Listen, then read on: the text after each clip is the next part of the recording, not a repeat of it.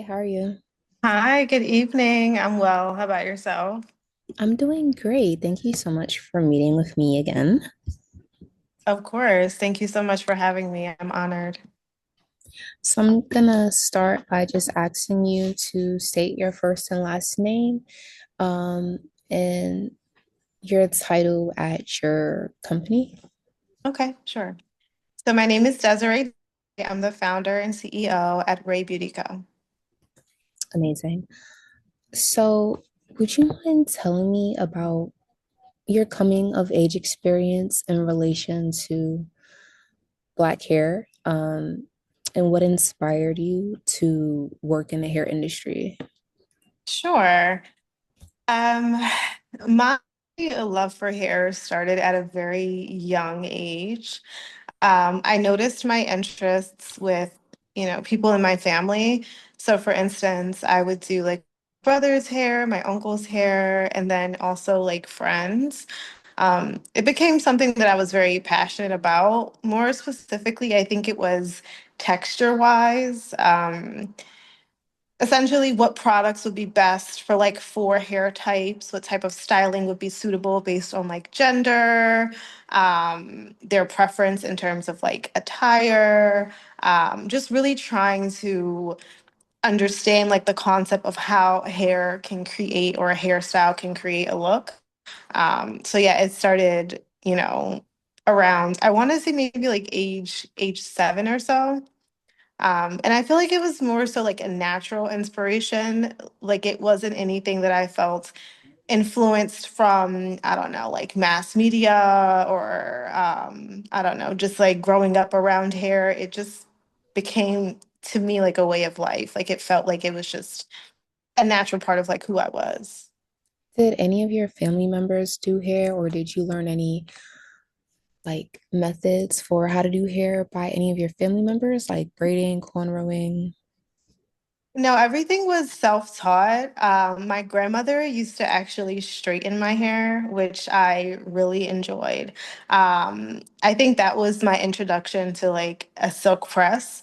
That experience with her, just taking her time, making sure that she properly like based my hair, and the time that like her and I had to connect through that experience is that I think was extremely pertinent to my success today. The feeling of sitting in the kitchen and like having that one-on-one time with my grandmother, that definitely became something that I wanted to have, with clients and family as well. But there was no one in my family who was like a professional cosmetologist. I didn't grow up in like a hair salon. My mother used to braid my hair the best she could. So it was through those experiences with my mother and my grandmother. Did you grow up in New York City? I'm from Pennsylvania. Okay, Mhm. okay. What did your parents do for a living? Yeah, so my mother, she was a nurse, and my father, he worked in customer service. Okay, and where did you go to hair school? So I actually got my cosmetology license when I was in high school. I did a program, it's called VOTEC. So in the morning, I would go to technical school and then take a bus over to high school, and graduated all at the same time.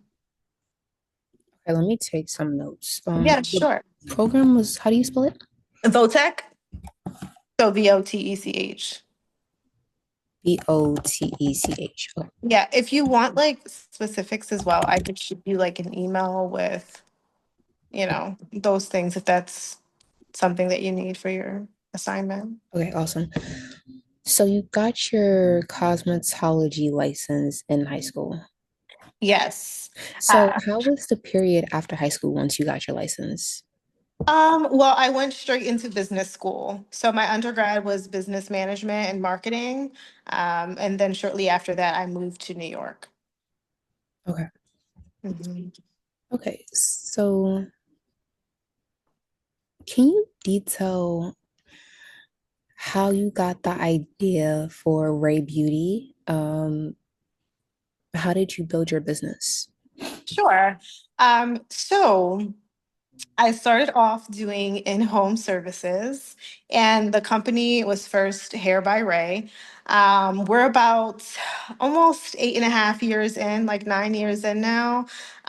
So once I moved to New York, after getting my business degree, I've always known that I wanted to be in New York and I wanted to have a business in New York. So the first thing I did was just move here and like start the experience. So I used my business degree to work in like corporate. I worked in like startups while trying to fund my company. So I posted ads on Craigslist and I would travel to homes and then I built a team. So we went to homes, hotels, events, weddings, even like some of our clients, their office or like their work setting, we would just travel and do hairstyles. And then once, the pandemic happened and we were quarantined, I had time to just reevaluate and figure out what I wanted to do long term because the wear and tear of traveling and doing services in home, it was a lot on me physically. So I had time to work out the plan of opening up my first brick and mortar. So as soon as we were able to, get back to work, get back to our day-to-day life, I opened up my first location in Flatbush, Brooklyn. So right in the middle of, the pandemic. Okay, so after college, this is when you started doing hair by Ray? Right. So once I graduated college, I moved to New York and then I started the company shortly after. Around 2015 is when I started really, getting into building my brand. Excuse me. Okay.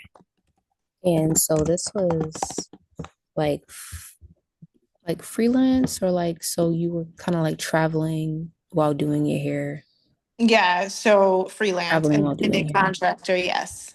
Traveling stylist. Mhm. Okay. So,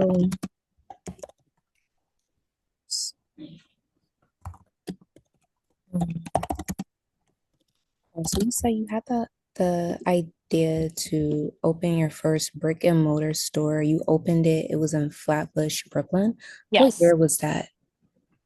Um, this was about four and a half years ago. Mhm. Yeah. And 2019? yeah, I would say around 2019. Yeah. And again, if you need the specifics with dates and everything, I can send it over. Mhm. Okay. So are you at the same location or did you switch locations? So 2 years ago, exactly, I relocated. We're now in Williamsburg, Brooklyn. Right. Okay. And then, with the transition of the location, I did a rebrand and now we're under Ray Beauty Co. Right. Okay.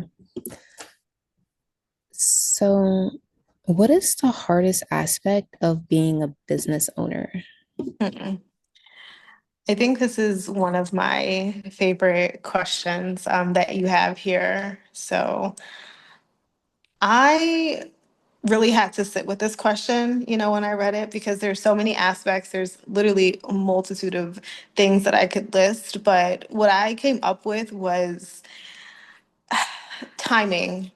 Um, Personally, I feel there's just not enough time in the day to get things done. As a business owner, as a hairstylist. There's so many hats that I wear. And although I find a way to make it work, I'm very structured. I make sure that, things are done in a timely manner. It just never feels like there's enough time in the day. I think during the first 2 years of having the brick and mortar, it truly hit me that my workload was insane. And I never felt that I was way over my head. I just felt like I had to continuously stay locked in to make sure that I met deadlines, to make sure that I, was able to show up for my clients, my staff, for social media, for all the things I had to do. So, yeah, I would say just timing, really. Okay. Um, So, what was the hardest part of beginning your business Hmm. and opening the actual storefront, the brick and mortar store? The hardest part was, hmm, I would say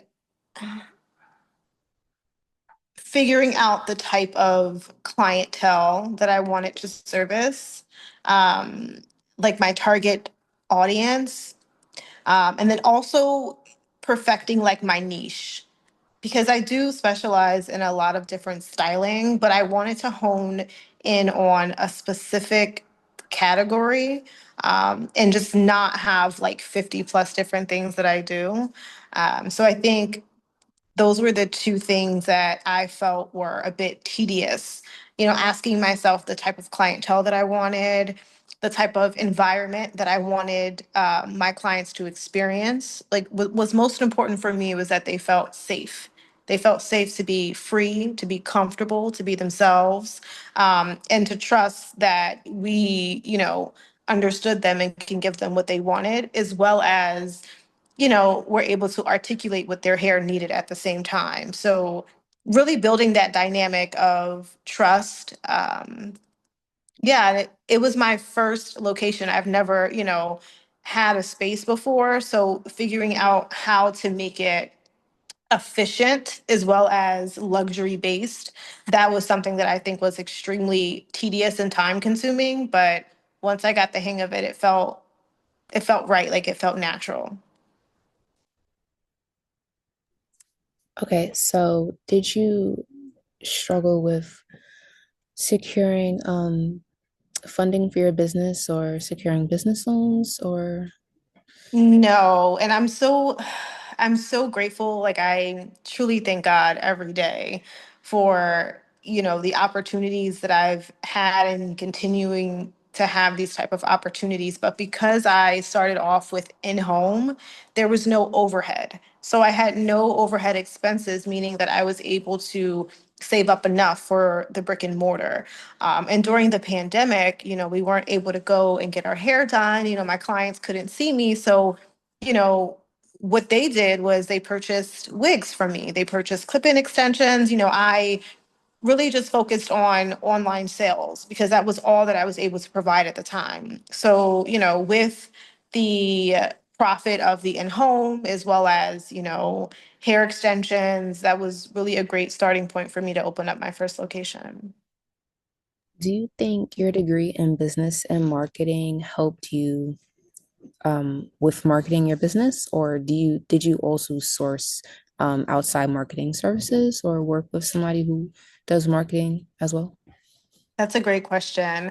I actually say this quite often. I personally feel that my undergrad was pertinent to my success in terms of marketing because it built the structure of the expectations.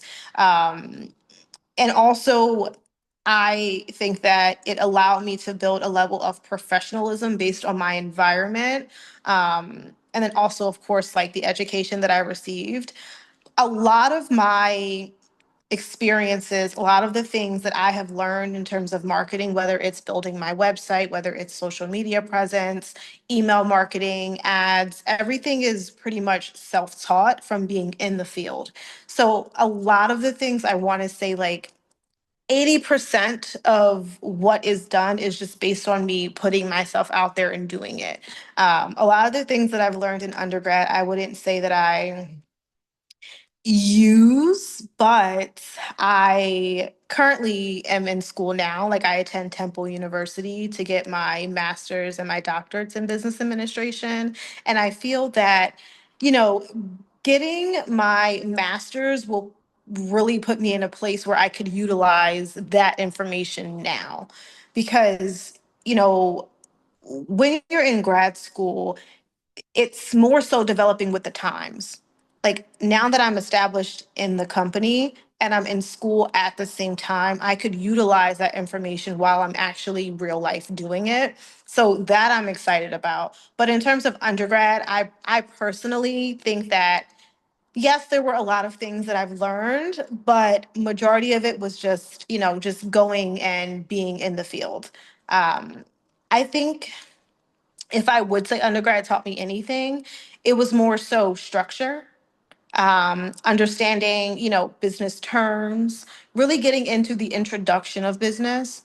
But, no one really prepares you for what opening, a brick and mortar entails. No one ever truly talks to you about how to start an LLC, how to file your taxes, how to do payroll, how to do inventory. All these things I had to learn on my own.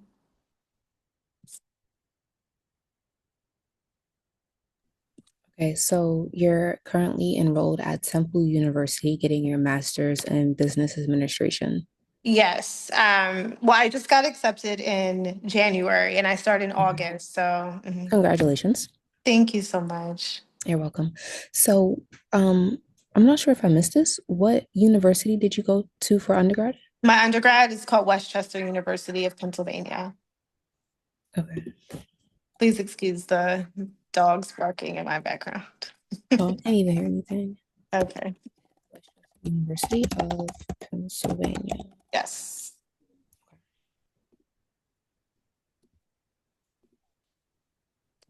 So, what sets Ray Beauty aside as a beauty supply store or beauty salon from others in the industry in New York? Let's see. Well, currently, Ray Beauty Co. is a hair salon and a salon suite hybrid. So I did have a beauty supply store for the first year and a half. And then I moved the actual store to retail, which is like by the reception area. So we do have a micro beauty supply store where we partner with a lot of Black owned brands, which personally is it's one of my favorite things about the space because we have a lot of customers that come in. For example, I partner with a company called Rebundle, which is organic braiding hair. It's made with banana fiber.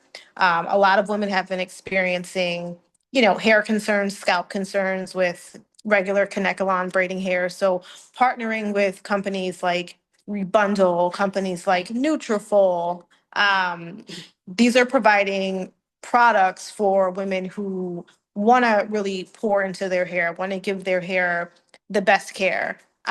So I've decided to downsize the beauty supply store and create a more curated line for companies that I feel are actually making an impact in the beauty industry. So with the beauty supply store, I converted that into salon suites, which then gives artists, techs, stylists a space where they can create and also have a more intimate experience. I found, in the beauty industry now, it's a huge transition. There is, I want to say 50-50, where the traditional salon culture, um, and then also the salon suite culture, they're both kind of like neck and neck. I'm not sure like what setup I guess is going to surpass the other, but what separates Ray Beauty Co. is that we provide a space for both. There are some stylists that want to be in the salon environment, traditional, main floor space around other artists, just having that traditional experience. And then there's others who want to have a private space. They run their own company, they're in charge of their own things. They just out. So creating a space that's hybrid and providing both, that definitely separates Ray Beauty Co. from other companies because not many places are doing that. So yeah. Okay, amazing. Um, so, what goals would you like to see for Ray Beauty? Goals. I have quite a few. I think I strive for new goals at least like every 6 months. I'm kind of like, I'm the type of woman where I'm like staying in my own lane and I'm continuously pushing myself to really get the company to a place where it could reach its highest potential. So one goal of mine would be to expand. I would love to open up another location soon, as well as Well, with my degree, I plan on teaching. So the goal is to become a professor of the practice. So I would teach business, and then I would also try to find a way to build in my curriculum business and beauty. So, teaching students how to start their own business as well as how to maintain that in like the hair and beauty industry. Because what I find is that, and this is like no shade, absolutely none, but there are stylists who don't have a business background or haven't done proper research to be able to run a business. Now, they're amazing stylists, they do great work, but there's a lot of things that need to be done, of course, to maintain the actual business. So, teaching people how to do that is definitely one of my aspirations and definitely a goal of mine. That's my dog choking in the background. I can't hear anything. I don't hear Oh, I anything. love that. Okay, because she knows that I'm on the phone and she's just like, let me make some noise. That's how my kids are. Like, as soon as I get on the phone or something, they just want to come to me and make the most amount of noise. Oh my goodness. So, I decided to do today's interview in the library, and I feel like there's so much commotion around me. I mean, I'm not distracted. Okay, so have you worked with or styled any celebrities and have you received any celebrity endorsements or social media promotion? I've worked with quite a few celebrities. I enjoyed all of those experiences, but I haven't received any endorsements or things like that. I usually, it's just natural paid services, or like, content collabs, things like that.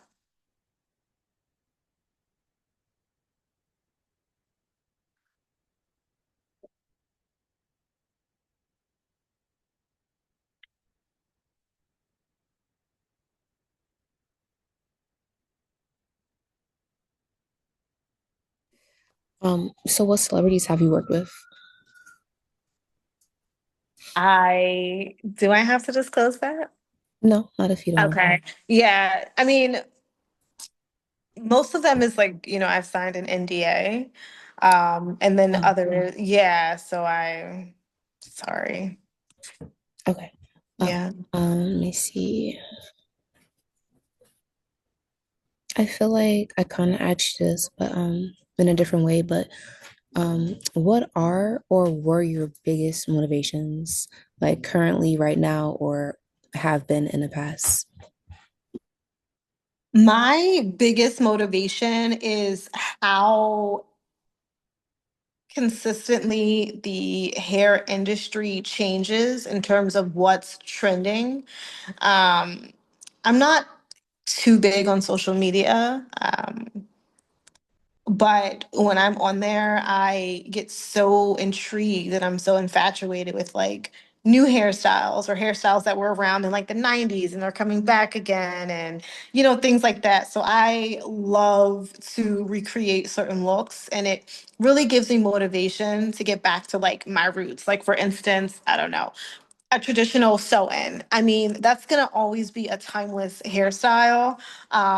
And currently it's just extremely popular, but it's something that has been popular for a very long time. So it's nice to be able to provide services that women feel comfortable coming back to because they branch off and do different things like eye tip extensions, tape in extensions, whatever. But there's going to always be a secure style.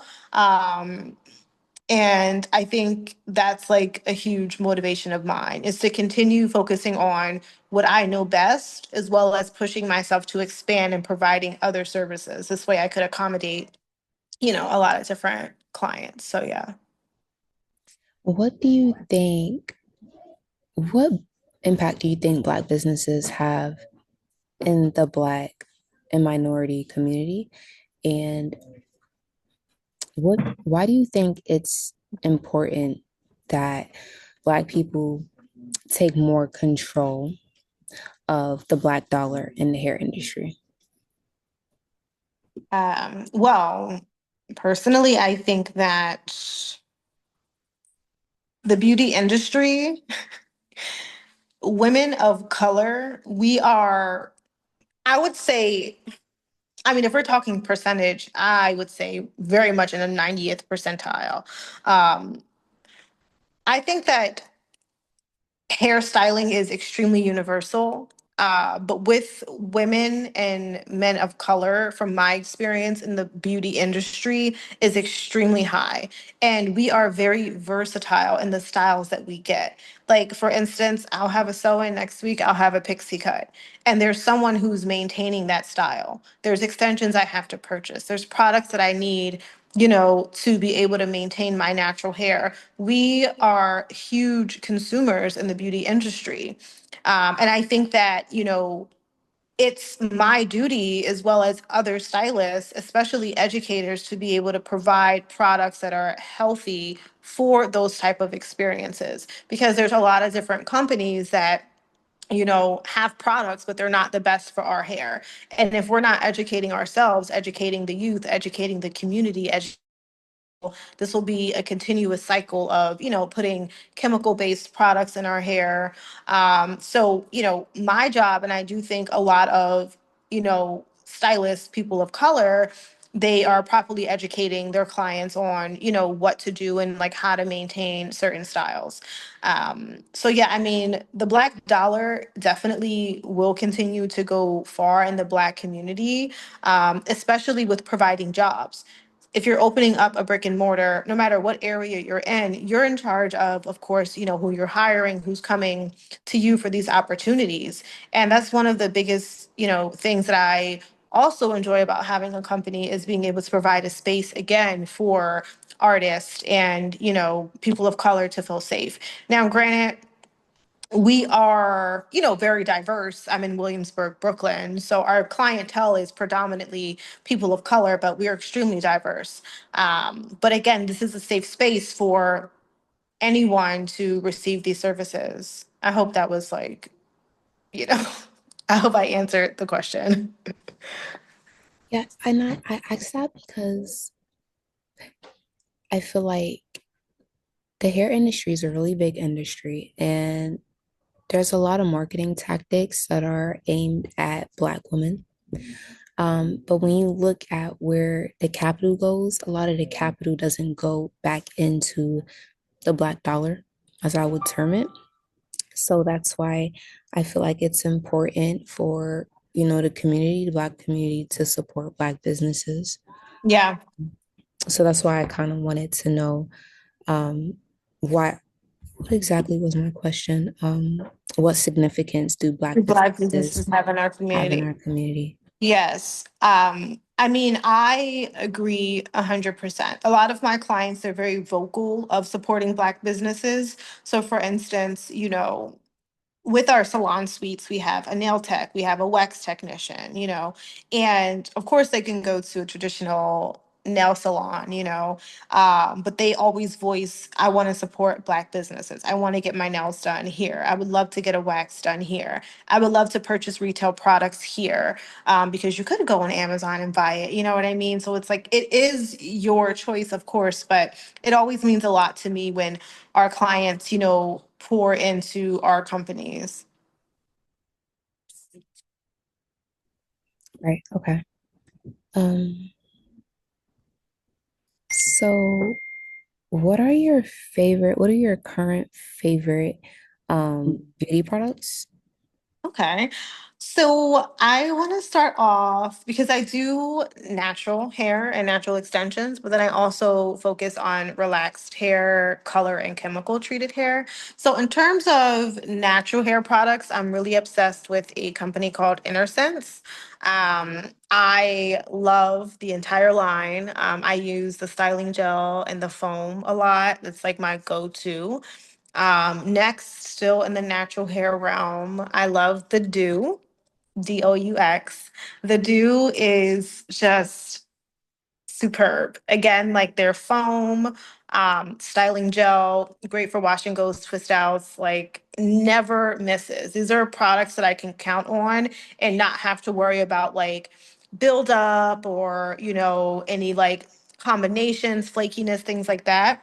Um, Another brand that I love is Nairobi. I think Nairobi is extremely timeless. I'm obsessed with hair foam. So their foam is amazing. And they have a lot of great styling products for natural and chemically treated hair. So Nairobi is definitely a top fave. Um, Also, K18, definitely one of my favorites.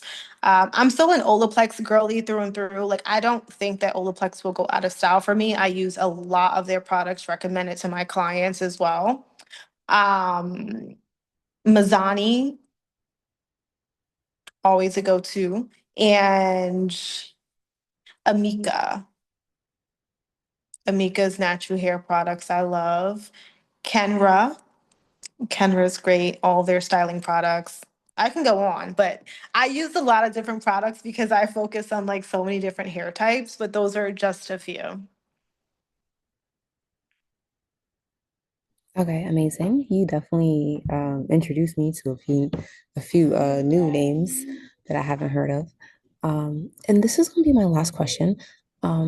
What does it mean to have a Black-owned business? What does it mean to be a business owner? And what does Ray Beauty mean to you? Okay.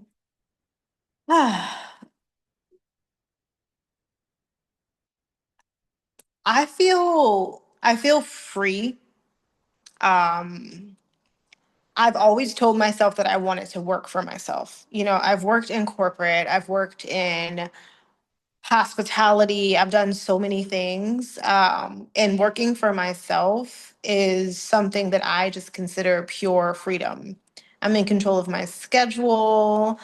I have, the final say of how I feel that things should be done, as well as, yes, I'm a leader, but I'm open to taking constructive criticism from my team, as well as having a team where we all work together to create the environment that our clients love. So to me, it's just freedom, as well as it's a beautiful opportunity. I get to do what I love every day.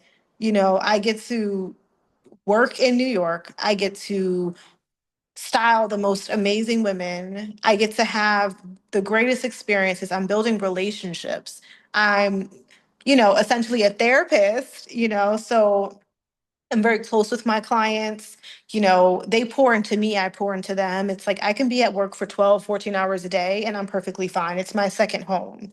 So it just feels beautiful, and it feels, you know, I'm grateful to be able to living out my dream, like to be able to live out what I've always wanted to do. And I truly thank God every day to be able to do it. That's amazing. Thank you so much. Um, this was a great interview. Um, I'm gonna be going over everything we spoke about it and putting it in the future. Um, and I will email you to touch base if I have any questions that I need to clarify while I'm writing. But thank you so much again for your time. Aside from reaching out to you for any clarification that I might need, I'll follow up with you maybe in a week for your availability for an in-person interview. Yes, I look forward to that. And thank you again. These are all amazing questions. Honestly, um, it really allowed me to kind of sit with everything and continuously like being grateful, but also just I'm very honored that you chose me for this. And yeah, thank you so much. Oh, thank you. You're Great welcome. night.